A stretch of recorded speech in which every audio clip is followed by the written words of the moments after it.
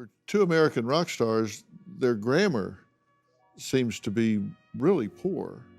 Here's an example of text Tina believes that Nikki Sixx sent her. What's good, YouTube? Welcome back to Grim. In today's episode of How in the World Are You This Gullible, we have this woman on Dr. Phil who believes she's not talking to one, but two massive rock stars from the 80s, Bret Michaels and Nikki Sixx. They were in a couple giant rock bands, Motley Crue and Poison, I believe, and she thinks that she's been talking to both of them as well as multiple of their imposters. She's like leading on just so many different celebrity impersonators, and she really thinks she's having a long-distance relationship with them, which the answer to that is always, no, you're not. You are talking to a scammer, and that is going to be proven by Dr. Phil today. So make sure you watch until the very end, because you are going to be baffled, much like me, by the true depths of her stupidity. Sorry, I have a freaking fighter jet flying over my house right now. Hopefully you can't hear that. But yeah, let's just jump into it. Thank you so much for clicking on this video. Let's get right into it. Okay, so there was a meet and greet form that you got, a writer, okay, and it asked for beneficiary and next of kin.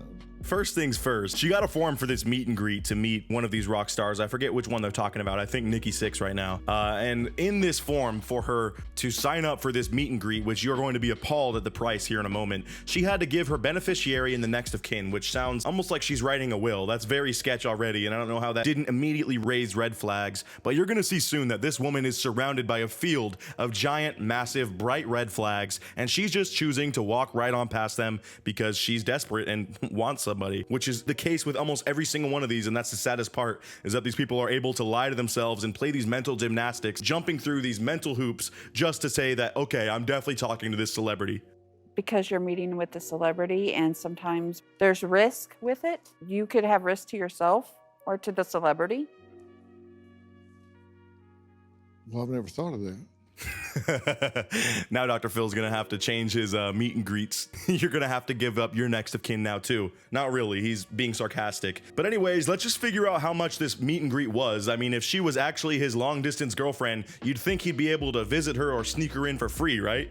Is $4,300? That is what I was told, yes. I don't know what it costs to go to a Dr. Phil meet and greet, but it's not $4,300. But look, I understand meet and greets and I understand wanting to meet your favorite celebrities, but if you are even considering spending over maybe $1,000 to meet somebody, that is too far. That is just worshiping someone beyond a level that you need to, okay? This lady was down to give up $4,500 or whatever they just said. It was over 4,000 bucks. My memory is literally that bad. I just heard it and I already forgot. But it's some astronomical number that she should not even have considered sending, but she did, and of course, she never heard anything more from this meet and greet, but she continues to talk to the scammer. Hey, real quick, I just wanted to say there's a large chunk of you guys that watch my videos and aren't subscribed, so if you're enjoying this one so far, make sure to drop a subscription and a like. Helps me out so much, and I really appreciate you watching this video. Anyways, let's get back into it.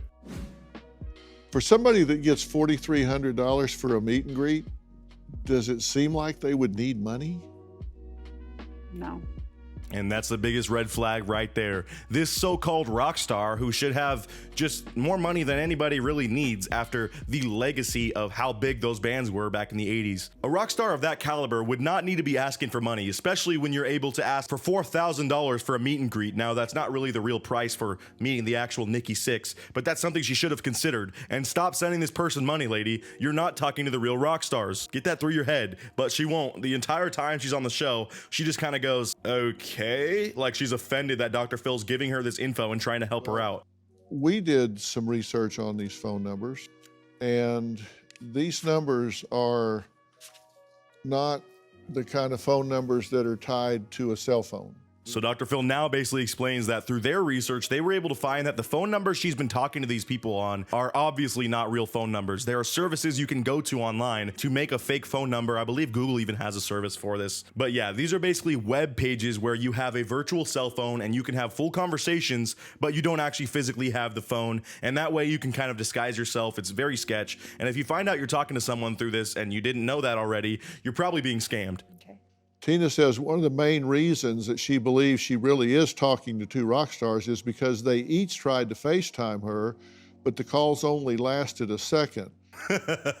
So now we're getting to the ridiculousness of what I was saying, the depths of her commitment to this. She has had a FaceTime call with both of these rock stars, but coincidentally, it only lasted for a single second to where she could confirm that she saw their faces, and then the scammer was like, all right, now you know it's me, we don't have to FaceTime ever again. Sorry my phone doesn't work. I know I don't have much money, even though I make $4,000+ just for someone to meet me. But yeah, I can't really afford a new working phone, sorry. Like, how gullible can you be? You gotta understand that when you talk to someone for a split second, that probably wasn't even that. And the explanation and research that Dr. Phil's team does to prove this to her is absolutely hilarious. They're acting like they discovered some new trick, but really, I don't get how someone could ever be so gullible to fall for this. Check it out. I've taken my phone and pointed its camera at the computer screen. Now my friend will see Dr. Phil's face. Hey, Dr. Phil here. That's literally what they did. They filmed a second of their screen. They probably just found some random clip of these rock stars talking, saying, "What's up? It's Nikki Sixx." And then they just hung up. Oh, I hate to use this word, but you are an idiot for falling for this. I mean, really, it's hard to be sensitive about this when this person is going out of their way to believe this stuff and losing all their money for it. Like, her friend had to write into the show. That's the only reason she's on here, by the way. She still believes fully that she's talking to these rock stars, and not much that Dr. Phil is going to say is going to sway her. So she had to have her friend basically drag her on here just to get some proof in front of her in the hopes of opening her eyes up to this. And then drop the call out. And it's like, oh my God, that was them. But no exchange, no interaction back and forth. That would be impossible to do.